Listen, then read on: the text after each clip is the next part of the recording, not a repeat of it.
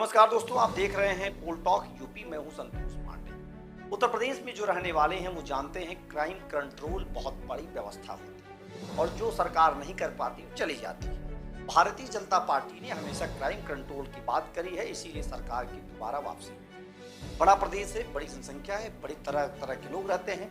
ऐसे में एक बड़ा विवाद होता है जमीन का विवाद। कभी किसी की जमीन 10 लोग बेच देते हैं, कभी जमीन 20 लोग बेच देते हैं। और ये मैं नहीं कह रहा हूँ, ये आदित्य योगी नाथ खुद कह रहे हैं कि उनके जितनी जनता दर्शन होता है उसमें ज़्यादातर विवाद जमीन से जुड़े होते हैं। उनका कहना है कि इसके लिए बहुत बड़ी कदम उठाई जा रही सरकार के द्वारा। एक उन्होंने बहुत बड़ा प्रयास किया है। राजस्व परिषद की बैठक में उन्होंने अधिकारियों को निर्देश दिया, कहा भी कि इसे जल्दी करें। खतौनी तमाम चीज़ें ऐसी होती हैं, जब आप जमीन के मसले में पढ़ते तो पता चलता है। और आधी आबादी इसी फंसी पड़ी यूपी जमीन के मुद्दे में, जमीन के झगड़े में और जमीन के विवाद में। तो आइए हम आपको दिखाते हैं वो योगी जी का वो बयान जो उन्होंने निर्देश दिया है।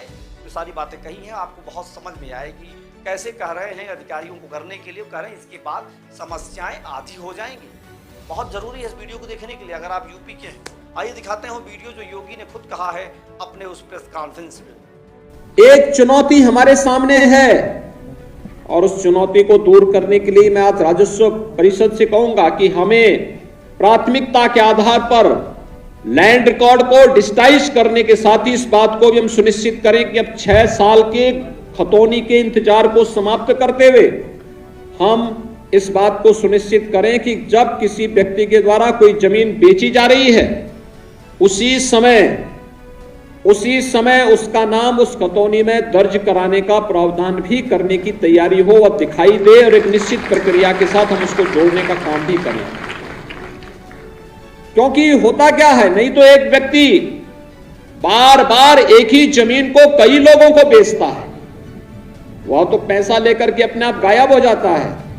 और जो बेचारे रजिस्ट्री करके कागज लेके बैठे रहते हैं कि जमीन हमारी, पता लगा कोई दूसरा ही व्यक्ति कब्जा करने के लिए गया, फिर उसमें विवाद होता है और कानून व्यवस्था की समस्या हमारे सामने खड़ी होती है। इसको हर हाल में रोकना पड़ेगा और इसलिए यह व्यवस्था प्रदेश के अंदर लागू करने का कार्य हमें एक समय सीमा के अंदर करना ही होगा, जिससे अधिक से अधिक लोगों को इससे राहत मिल सके और प्रदेश के अंदर कानून व्यवस्था की जो समस्या है उस समस्या का हम समाधान कर सके।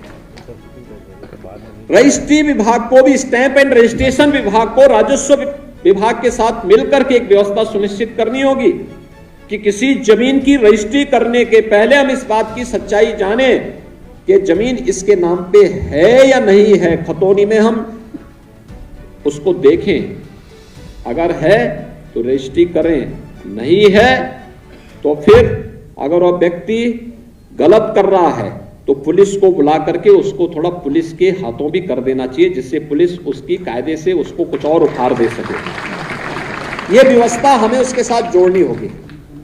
मैं मानता हूं आधे से अधिक समस्या का समाधान इससे अपने आप हो जाएगा और विवाद का समाधान हो जाएगा। हम लोग कहीं जाते हैं, जनता दर्शन के कार्यक्रम में देखते हैं, आधे से अधिक समस्या राजस्व से जुड़ी हुई और पुलिस से जुड़ी हुई होती है।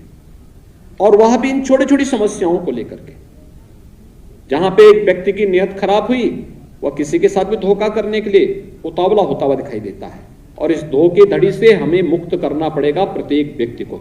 और अन्यथा इसकी चपेट में ज्यादातर सरकारी कर्मचारी और सरकारी अधिकारी आते हैं। जब तक नौकरी सरकार का वेतन मिल रहा है तब तक उनकी सेहत पे कोई असर नहीं पड़ता, लेकिन सरकारी वेतन जैसे समाप्त होता है तब वो अपनी जमीन पे कब्जा करने के लिए जाते हैं। पता लगा पहले ही कोई दबंग वहां बैठा हुआ है और फिर उसके बाद वह फिर कार्यालयों का चक्कर, जो इतना चक्कर उन्होंने लगवाए उतने चक्कर उनको भी लगाने पड़ते हैं। इसलिए अभी से व्यवस्था कर लें कि आपके रिटायरमेंट होने के पहले हम पहले गरीब को न्याय दे देंगे तो आपको भी न्याय अपने आप मिल जाएगा। उस बात की व्यवस्था हम सुनिश्चित करेंगे। दूसरा, वरासत से जुड़े हुई समस्याओं का समाधान भी एक निश्चित समय सीमा के अंदर ऑटो मोड पर होता हुआ दिखाई देना चाहिए।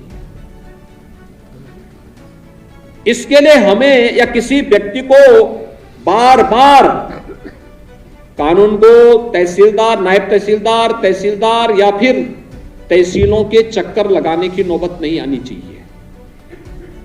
हम इस प्रकार का मैकेनिज्म तैयार करें। अभी तो एक अभियान चलाने की आवश्यकता है वरासत के जितने मामले लंबित हैं पूरा रिकॉर्ड मांगे, जवाबदेही तय करें और एक समय सीमा के अंदर हर तहसील को हम इस बात को जोड़ें कि इसको हमें जीरो तक लेके जाना है और जिससे लोगों को अधिकाधिक सुविधा हो सके। पैमाइश से जुड़ी भी समस्या का समाधान भी हम लोग एक समय सीमा के अंदर कर लें, कोई पेंडिंग नहीं रहेगी। अगर ये राजस्व से जुड़ी हुई इन समस्याओं का समाधान हो जाता है